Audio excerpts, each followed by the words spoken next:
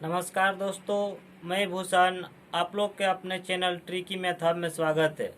दोस्तों, आज के वीडियो में हम प्रॉफिट एंड लॉस के कुछ इम्पोर्टेंट प्रश्नों को देखने वाले हैं। तो चलिए चलते हैं उन प्रश्नों की ओर। देखिए, आपके स्क्रीन के ऊपर एक प्रश्न दिख रहा होगा। वो प्रश्न बोला जा रहा है, यदि चाय की मूल्य में 25% की वृद्धि होती है तो एक आदमी 750 रुपये में 2 केजी चाय कम खरीद पाता है, तो वास्तविक मूल्य ज्ञात कीजिए। दोस्तों, जब भी आपके सामने इस प्रकार का प्रश्न होगा तो उसमें से आपको केवल और केवल दो ही बात पूछी जा सकती है। पहला बात आपसे पूछा जाएगा वास्तविक मूल्य। पहला बात आपसे पूछा जाएगा वास्तविक मूल्य ज्ञात करें। दूसरा बात पूछा जाएगा वृद्धि या कमी के बाद का मूल्य। देखिए, आपके प्रश्न में पूछा गया है वास्तविक मूल्य। दिया हुआ है कि यदि चाय की मूल्य 25% की वृद्धि, तो 25% की वृद्धि यानी 25% को जब हम फ्रैक्शन में लिखते हैं तो 1/4 होगा। 25% को 1/4 कैसे लिखते? देखिए, 25 और परसेंटेज के लिए नीचे 100, 25 है 25 चौक 100 यानी 1/4, यानी हम 25 को फ्रैक्शन के रूप में 1/4 लिखते हैं। यानी हम बोल सकते हैं कि अगर पहले चाय का मूल्य 4 रुपया था तो 1 रुपया का वृद्धि हुआ और अब जो होगा 5 रुपया। यानी हम बोल सकते हैं कि पहले का मूल्य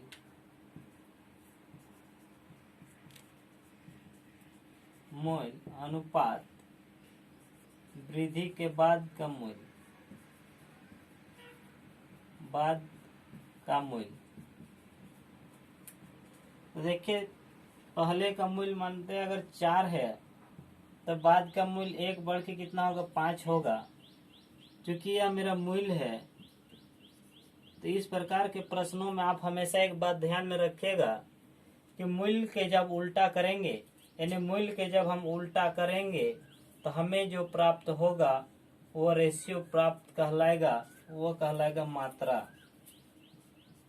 यानी जब हम मूल्य के उल्टा करेंगे तो हमें जो रेशियो प्राप्त होगा वो मात्रा के यानी क्वांटिटी के।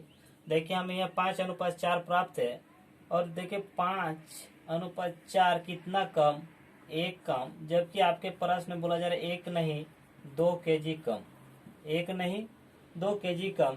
यानी अगर पहले का मूल्य 4 रुपया था तो उस समय उसे 5 केजी चाय मिलता था, लेकिन अब का मूल्य 5 रुपया हुआ और अब उसे केवल और केवल 4 केजी ही मिल रहा है। यानी अब उसे 1 केजी चाय कम मिल रहा है। जबकि प्रश्न में बोला गया है 2 केजी, यानी 1 के वैल्यू 2, तो हम बोल सकते हैं कि 5 का वैल्यू 10 और 4 का वैल्यू 8।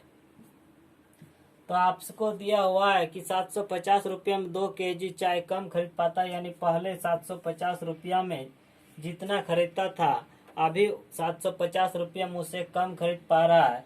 तो सबसे पहले कितना खरीद रहा था? वो 10 केजी खरीद रहा था। 10 केजी खरीद रहा था कितना में? 750 रुपया में 10 केजी खरीद रहा था, यानी वो 75 रुपया केजी पहले खरीद रहा था।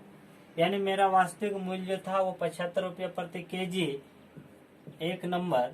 अगर दूसरा नंबर आपसे पूछा जाता है कि वृद्धि या कमी के बाद मूल्य, तो देखिए यहाँ पे 5 से 4, 5 पहले 5 केजी खरीद पाता था, यानी पहले 10 केजी खरीद पाता था, तो अब 8 केजी खरीद पा रहा है। यानी अभी कितना? 2 केजी कम। तो अभी 8 केजी कितना में? 750 रुपया में 8 केजी। यानी जब हम इसे भिन्न को बदलेंगे तो मेरा आएगा 93.75 रुपया प्रति केजी। यानी हम बोल सकते हैं कि अगर चाय के मूल्य पहले 75 रुपया केजी था तो अभी 93.75 रुपया केजी हो गया। तो चलिए नेक्स्ट प्रश्न की ओर। और देखिए, अब नेक्स्ट प्रश्न आपके स्क्रीन के ऊपर में दिखाई दे रहा होगा। और देखिए, नेक्स्ट प्रश्न में आपसे बोला जा रहा है कि एक व्यक्ति दो वस्तुओं को 1710 रुपया में बेचता है। पूरा एक व्यक्ति दो वस्तुओं को 1710 रुपया में बेच रहा है। एसपी जो दिया हुआ है, सेलिंग प्राइस जो दिया हुआ 1710 रुपया, और बोला जा रहा है कि उसे पहली वस्तु पर 10% की लॉस, पहले वस्तु पर 10% की लॉस, और दूसरे वस्तु पर बोला जा रहा है कि 25% का लाभ, 25% का लाभ यानी प्रॉफिट। और आपसे पूछा जा रहा है कि यदि पहली वस्तु का क्रय मूल्य दूसरी वस्तु के विक्रय मूल्य के बराबर हो तो कुल लाभ या हानि परसेंट ज्ञात कीजिए। देखिए 10% लॉस यानी 10% को जब हम फ्रैक्शन में बदलेंगे तो 1/10 होगा। जैसे कि 10 को फ्रैक्शन में बदलने के लिए हम 100 से डिवाइड करेंगे, 10 से 10, 10 10 यही 1/10 मेरे यहाँ, यानी 10 का फ्रैक्शन वैल्यू 1/10 यानी भिन्न के रूप में जब बदलते थे 1/10, यानी अगर सीपी मेरा 10 था तो 1 रुपया का हमारा लॉस लगा तो एसपी जो होगा मेरा 9 रुपया होगा। ठीक उसी प्रकार 25% प्रॉफिट यानी 25% का फ्रैक्शन वैल्यू यानी 25/100, 25 से 25 चौक 100 यानी 1/4 होगा।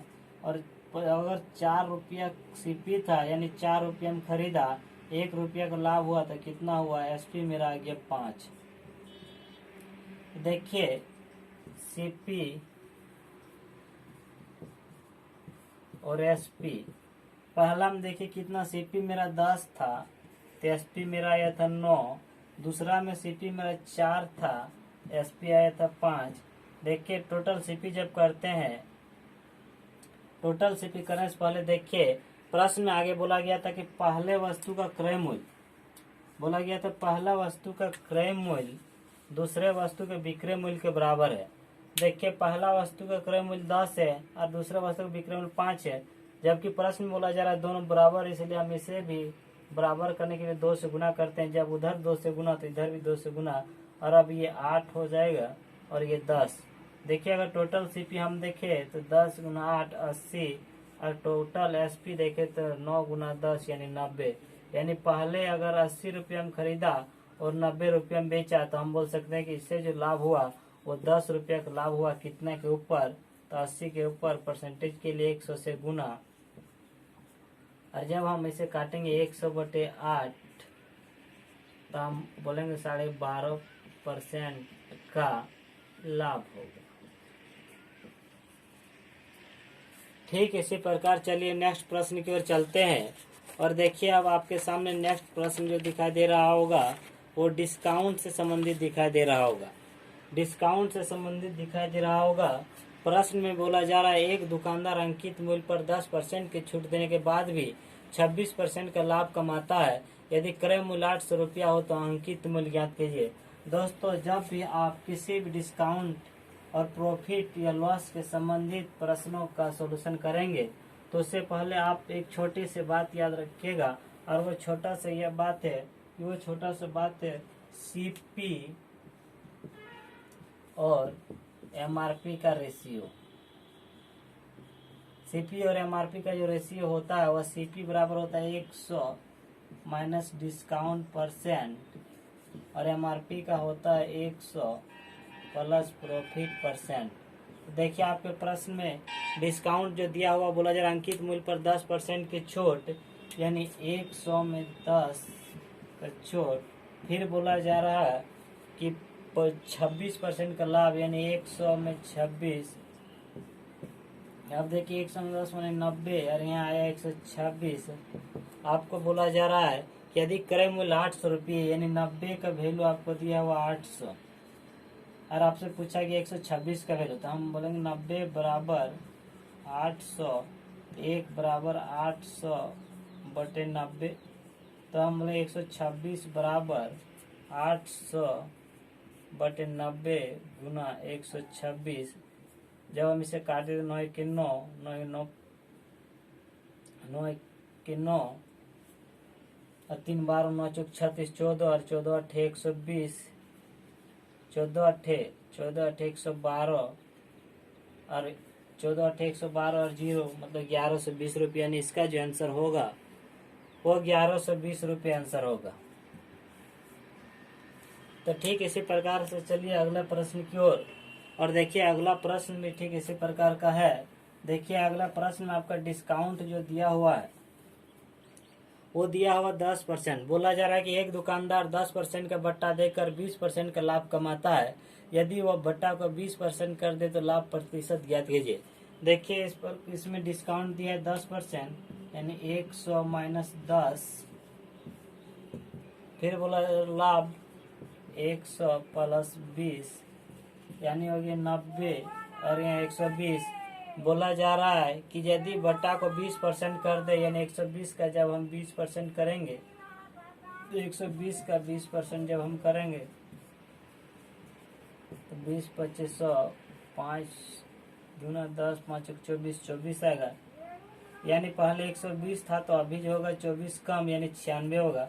अब देखिए 90 की चीज को बेचते हैं 96 रुपये में, कितना फायदा 6, कितना 90 में परसेंटेज के लिए 100 से गुना 0, 3 दूना 6, 3 तिया 9 यानी 20/3। यह हम बोल सकते हैं 6.2/3% का लाभ। ठीक इसी प्रकार चलिए अब नेक्स्ट प्रश्न की ओर और देखिए नेक्स्ट प्रश्न में क्या बोला जा रहा है। नेक्स्ट प्रश्न में बोला जा रहा है ए ने बी को 15% लाभ पर एक खिलौना बेचा। बोला जा रहा है ए ने बी को 15% के लाभ पर एक खिलौना बेचा। बाद में बी ने ए को एक खिलौना 20% के लाभ पर बेचा और 552 रुपया का लाभ कमाया। तो ए ने खिलौना के लिए वास्तव में कितना भुगतान किया था। देखिए अब दूसरा प्रश्न आ चुका है। बोला जा रहा है कि ए ने बी को एक खिलौना बेचा। बोला जा रहा है पहले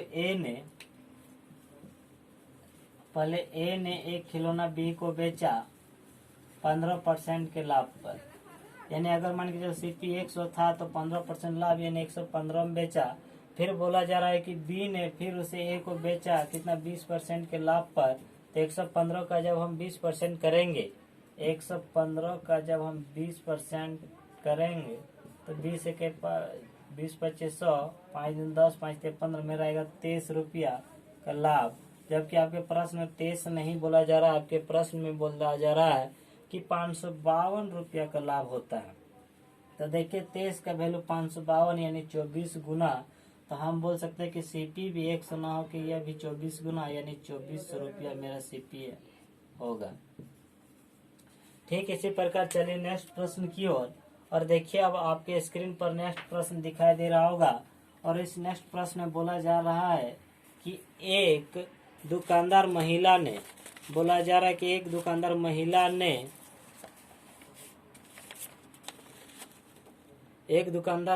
ने रुपया 1100 की कीमत वाले फूलदानी का एक जोड़ा 191 रुपया हानि पर बेचा। उसने फूलदानी किस मूल्य पर बेचा।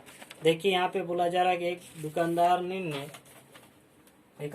दुकानदार महिला ने 1100 रुपये कीमत वाली फूलदानी, यानी सीपी जो था, यहाँ सीपी मेरा दिया हुआ था 1100, सीपी मेरा दिया था 1100 और बोला जा रहा है 19% की लॉस, 19% का लॉस पर, यानी इसको जब परसेंटेज को जब हम फ्रैक्शन में बदलते भिन्न के रूप में तो 19/100, यानी अगर पहले 100 होता तो 19 रुपये का लॉस, यानी हम बोल सकते थे कि 81 रुपया में बेचता। एसपी जो होता मेरा 81 होता। देखिए सीपी 100 न हो गए कितना है 1100 है, यानी 11 गुना। तो हम एसपी को भी 11 गुना करेंगे और 11 गुना जब करेंगे तो 891 रुपया मेरा आंसर होगा। चलिए अब अगले प्रश्न की ओर चलते हैं और देखिए अगला प्रश्न आपको बोला जा रहा है एक आदमी 2 घड़ियों को प्रति घड़ी 99 रुपया में बेचता है। बोला जा रहा है एक घड़ी पर उसे 10% का लाभ होता है और दूसरे घड़ी पर उसे 10% का हानि होता है। तो बताइए कि कुल लेन देन में हानि या लाभ प्रतिशत। तो दोस्तों एक बात को हमेशा याद रखना कि जब प्रश्न में एसपी दिया हुआ रहे और दोनों एसपी का जब समान हो, यानी विक्रय मूल्य, दोनों वस्तु का विक्रय मूल्य समान रहे और एक पर